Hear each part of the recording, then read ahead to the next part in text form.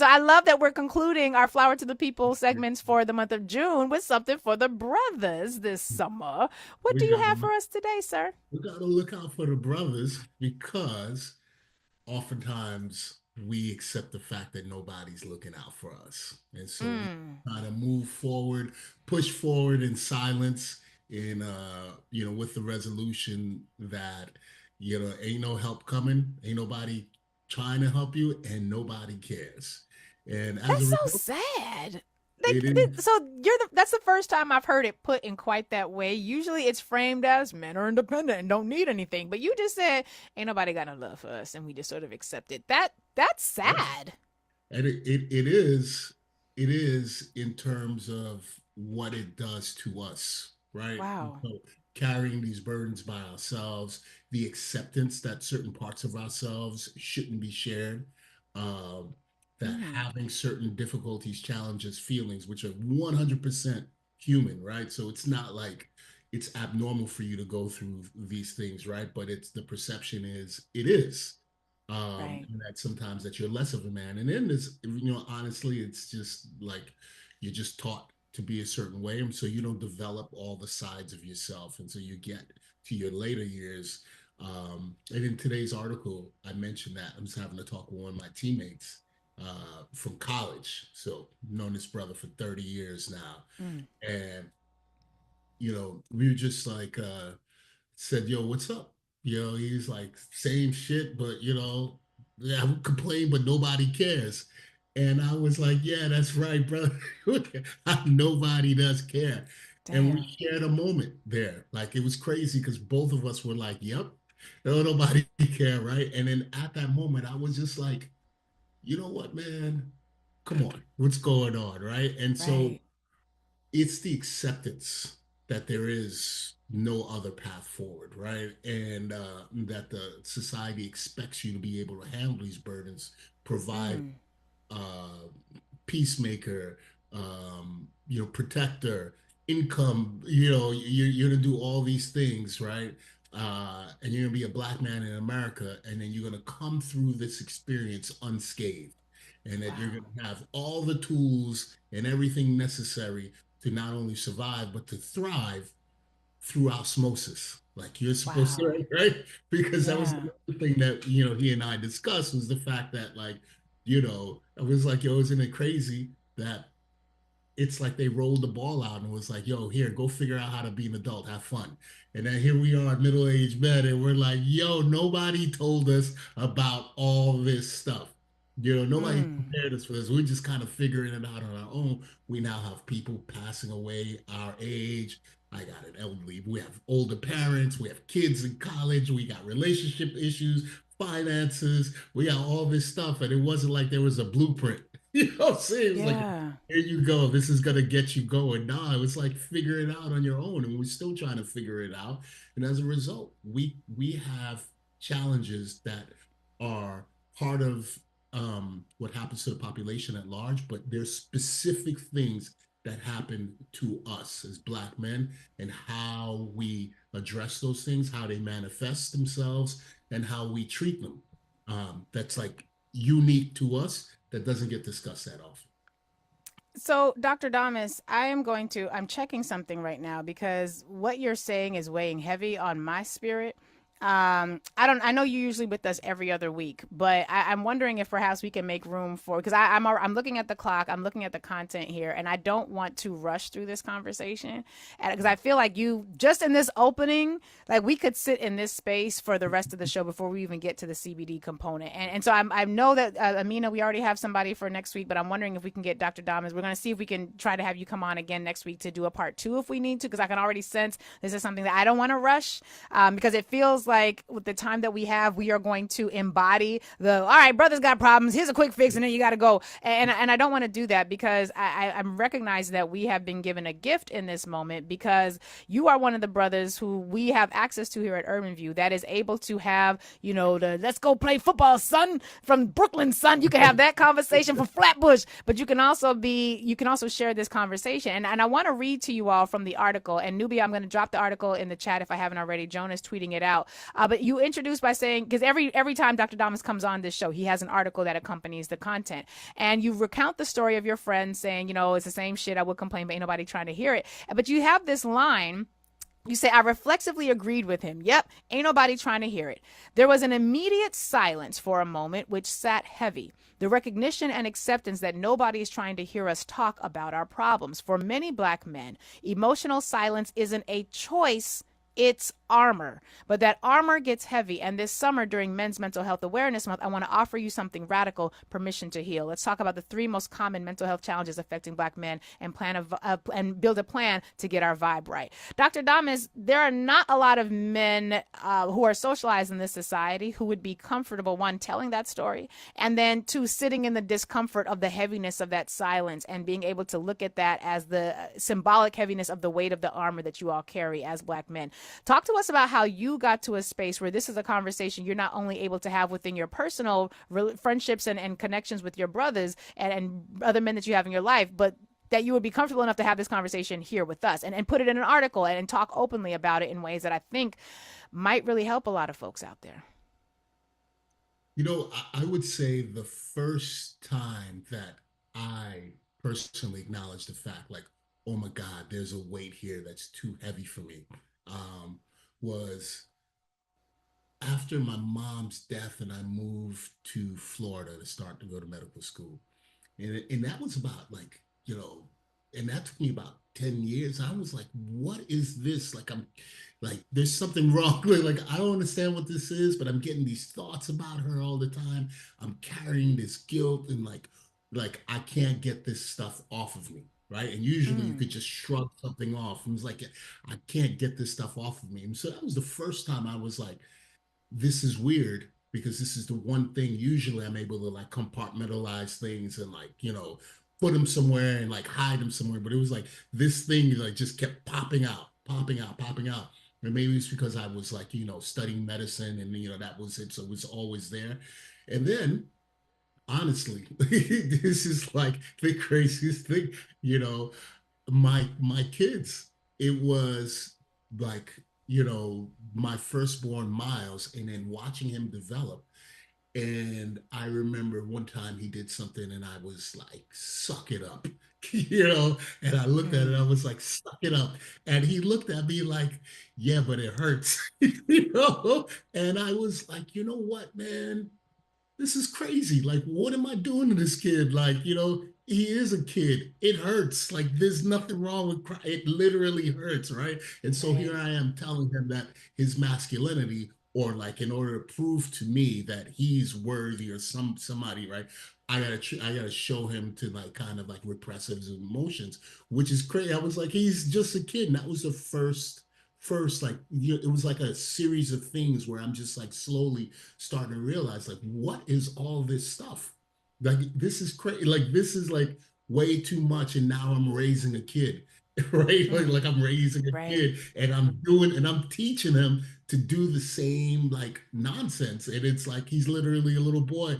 Of course it hurts, he's gonna cry. What do you think? Like, and so throughout throughout that experience, it was a slow evolution of things. And then I would say the first time I would say I felt depressed, I went through a bout of depression myself, was when I first started this business, and I had to Mm, choose to leave the hospital, leave my job as a radiologist, like sacrifice all of that. I was going through a divorce, struggling with the business, and one day I just couldn't get out of bed. And I was like, all right, mm, it's time to get up. And my body and my spirit is like, we ain't going nowhere. And I was like, wow. this is the weirdest feeling. I have never felt like this. And then I didn't want to do things. I didn't want to exercise. I didn't want to do anything. And I was like, I've never been like this. I've never ever Mm, been like this. Like, I don't want to move. I don't want to do anything because I'm always a go, go, go person. And that was a struggle. Like, I couldn't get myself going. And so I actually went to therapy. I did. I decided to do it, which was a big step because it was like, yeah. that's another thing. We try to talk to body, right? So I did go to therapy. And it was the weirdest thing to like listen to somebody say, it's all right, bro. There's nothing wrong with you. And I was like, you sure? Because this is not normal for me. Like, I don't feel like doing anything. And it's like, yeah, man, this is a normal thing. How long has it been going? So now I kind of recognize things. But it wasn't like a one, like a boom. It was kind of like a gradual pieces and pieces and pieces and pieces of things that Yeah. slowly put it all together for me. Mm. I appreciate you sharing that because I know that, and I'm also looking in the Nubia chat, and somebody said, last week they had their first session of counseling, really got them thinking, and so, and this, I think, yeah, this is a person who at least identifies with the name that indicates they are male. I'm trying to, not reveal people's names and whatnot. It's weird looking at the Nubia chat because I want to share things that they say, but I'm not trying to get nobody in no situations. But yes, this gentleman says that they just had their first week, their first session of counseling. It got them thinking, and if you could just talk to us about how you went from I'm not getting out of this bed, even though my brain says so, my mental health said hell no, my spirit was like, what you doing? We staying in the bed. I don't know where you finna go, but we staying right here. How did you make the connection between that experience and those feelings and emotions and therapy as a way of helping to resolve them? Well, the first thing was acknowledging like I can't do this by myself. So that was the first because I was like, I gotta go. I got work to do. I got a bunch of stuff to do. Like I got a lot of stuff to do, and everybody's depending on me. So you gotta go, homeboy. Like, Mm, and then again, my body's like, oh, we ain't going nowhere. And so it was the internal struggle. Like, how is it possible that throughout all my life, I've been able to do all these things independently. I've never needed anybody to motivate me. No one's got to yell at me. Nobody's got to scream at me. You ain't got to do that. Like I'm the person that's doing the yelling and screaming, getting everybody to go. So I've never been that. So to be in that place and to feel kind of like I'm at a dead end. I don't know what to do. mm, Like, yeah. right. And so I actually spoke to one of my boys from high school, who's one of my teammates, and he was like, yo, what's going on? And I'm like, yo, bro, I don't know what is going on. And which is an interesting thing that I didn't talk about this. The the safe space, which is another conversation that sports presents for men, right? Mm, So people don't realize in the context of sports, whether you're watching sports, rooting for your team, or you're in that kind of environment, it's like one of those few safe spaces where you can be emotional, right? You can cry if your right. team loses, right? Like you can go, once he cried on Right. lost, right? Wow. Right? You Yeah. can like you can lose yourself in it, and it's kind of like, oh yeah, right? So oftentimes in that space, we have an opportunity to communicate and let some emotions out. And we also create some Huh. bonds through that, right? So it's the As, weirdest as thing. I'm Well, what I'm realizing, even as I'm hearing you talk, because something that you said reminded me of something that Brian had said, and I think we talked about this at the town hall. Like when Brian, for y'all who don't know, I be talking about Brian like y'all know him. Brian is my husband. Brian was one of the Your other people, in husband. addition to Dr. Damas, who was at the town hall that we had. And one of the things that he often would talk about is the fact that he and his friends, they would play PlayStation together, be together hours, and might individually be carrying a whole hell of a lot, but there was never in those hours of time spent together a space where, hey man, look like you're carrying something heavy. You want to talk about it? Like, like meanwhile, if it's a sister friend, I'm walking in the house. I'm like, something's wrong, girl. What's going on? Give me some. Let me get some tea. I'm in your house. I'm gonna make you some tea. Let's sit down and talk. I can already tell your energy is off. Give me what's going on. Like we have a level of gathering functions within Black womanhood that I don't know that I've allowed Black men to still maintain and preserve. Because I think that there was a point where we had that. But when you're to saying this, it for me is so the idea that you can experience the full range of emotions on the athletic field in ways that you can't elsewhere. That feels like the biggest sort of crippling. It feels like that's a whole ass setup, Dr. Damas, because that means your ability to be emotionally sustained is also dependent on your physical prowess. And that feels like it's almost an impossible barrier to me. And it really seems as though y'all do have a lot of traps that prevent you from being able to access your full emotional well being. Yeah, it literally He's is like, because duh, that's what I just said. yeah, right. Because Thank you that's for the saying only what I place just said. it is. It's the only place where you can feel safe, right, to express those Mm, emotions. mm, Um, and right, because the other places, like I said, it's like, shut up, ain't nobody trying to hear it, homeboy. Get to work, let's go, right? yeah. Nobody's trying to hear it. And then the perception of masculinity is the stoicism. right? So you can't be Mm. going out there beefing and moaning and complaining. Ain't nobody trying to hear none of that, homeboy. Get to work, right? Like, Yeah. shut it. And yeah, we all know Damn. times is hard. Times is hard for everyone, homeboy. You think you special? Let's go. We ain't got no time for this. Is Damn. America, right? And So so, what's crazy for me is we had a caller who talked earlier a little about the YN phenomena. I don't know if you're familiar. uh-huh. Yeah. Yeah. So the Y and sort of talking about blaming the YNs and that's why we need to stop and frisk. And it created some some back and forth and whatnot. But it feels to me like we would not have as much of a gravitation towards a culture that the quote unquote YN and I hate the phrase, but that phenomena embodies if these young brothers had a therapist. If these young brothers had somebody, because these young brothers are not driven to this culture out of just, I want to be a YN. Like they're driven there because of circumstances, because of trauma, because of pain and hurts that they are carrying. But there is literally nowhere for them to unburden it. And so Right. of course it makes sense that they're going to gravitate more towards a culture that says this is who we are because they're emotionally they're hurt, Yeah. many of And them. it's a lack of guidance. Like I said, me and my boy were talking about it. It's like it's crazy. We go up, we're now at this point in life looking back. We didn't get, no one sat down and say, hey, listen, man, this is how you're going to prepare your finances for the future. This is what a relationship's going to look like. This is what fatherhood is going to look like. This is the different stages in life, right? Like you're going to get to a point in life where you're going to be like, oh man, it's time for a different challenge, a different version of me, right? How do you handle Mm, that? You're going to suffer some losses. You're gonna suffer probably several losses, financial losses, personal losses. People right. are gonna get sick. All this stuff is gonna happen, homeboy, and you're gonna be expected to be the rock of the family, Mm, right? So you can't crack. So mm, all of that stuff, you know, these kids right here, right? Without having a fully formed, developed male figure. And I think we talked about this in the town hall. Women can raise men, right? Is it the best? No, it's not the best, option, but it could be done, right? It would right. preferably you would have both the feminine and masculine input into the child's life, right? But without that fully formed or healed man in that kid's life, right? That's going to be really tough. So even if you do have a male figure, if that person is still dealing with their own issues Mm, and they're not right, then they're not able to express themselves or create a space safe for themselves. How are you going to do that for a kid? Right. So I wow. was like looking at my kids. How am I going to do that for my kids? Right.